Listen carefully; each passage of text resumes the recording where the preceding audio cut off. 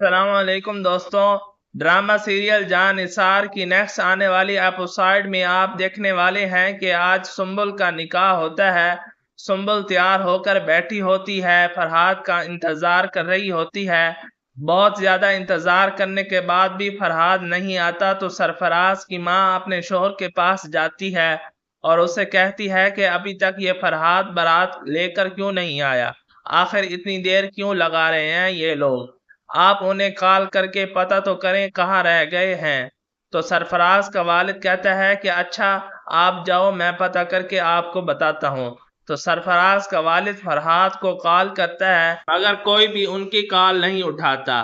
اس کے بعد سرفراز کا والد فرحاد کے والد کو کال کرتا ہے مگر وہ اس کی کال نہیں اٹھا رہے۔ اس کے بعد وہ فرحاد کو کال کرتا ہے، فرحاد کا نمبر بھی بند ہوتا ہے۔ وقت بھی بہت زیادہ گزر چکا ہوتا ہے اور کوئی ان کی کال بھی نہیں اٹھا رہا ہوتا، کوئی کانٹیکٹ نہیں ہوتا ان کا فرحاد کے ساتھ۔ تو سرفراز اپنے والد سے کہتا ہے کہ بابا سب مہمان جا رہے ہیں اور ابھی تک دولہے کا کوئی پتہ ہی نہیں، کہاں رہ گئے ہیں، مجھے تو ٹینشن ہو رہی ہے۔ تو سرفراز کا والد کہتا ہے کہ پریشانی تو مجھے بھی ہو رہی ہے، نہ جانے کہاں رہ گئے اور ان سے کوئی کانٹیکٹ بھی نہیں ہو رہا ہمارا۔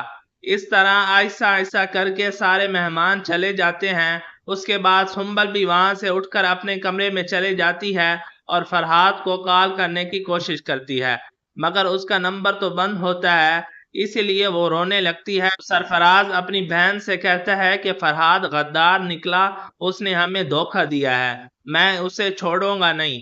سرفراز اپنی بہن کے حالات دیکھتا ہے تو اسے دعا کی یاد آتی ہے، تو اسے احساس ہوتا ہے کہ اس نے بھی دعا کو دھوکہ دیا تھا، اس کی وجہ سے دعا کو کتنی مشکلوں کا سامنا کرنا پڑا۔ اس کے بعد سنبل اپنے بھائی کے پاس جاتی ہے اور کہتی ہے کہ جیسا کرو گے ویسا بھرو گے، آپ نے دعا کو دھوکہ دیا تھا اور بدلے میں مجھے دھوکہ مل گیا، اب تو آپ خوش ہیں نا؟ میرے اس حالات کے ذمہ دار صرف آپ ہیں، صرف آپ کے گناہوں کی سزا مجھے مل رہی ہے۔ اپنی بہن کے منہ سے یہ ساری باتیں سننے کے بعد سرفراز شرمندہ ہو جاتا ہے اور اپنی بہن سے معافی مانگنے لگتا ہے۔ تو سنبل کہتی ہے آپ مجھ سے معافی نہ مانگیں، آپ کو معافی مانگنی چاہیے دعا سے، جن کے ساتھ آپ نے بہت غلط کیا۔ تو سرفراز کہتا ہے کہ پہلے تم مجھے معاف کر دو، پھر میں دعا سے بھی معافی مانگ لوں گا۔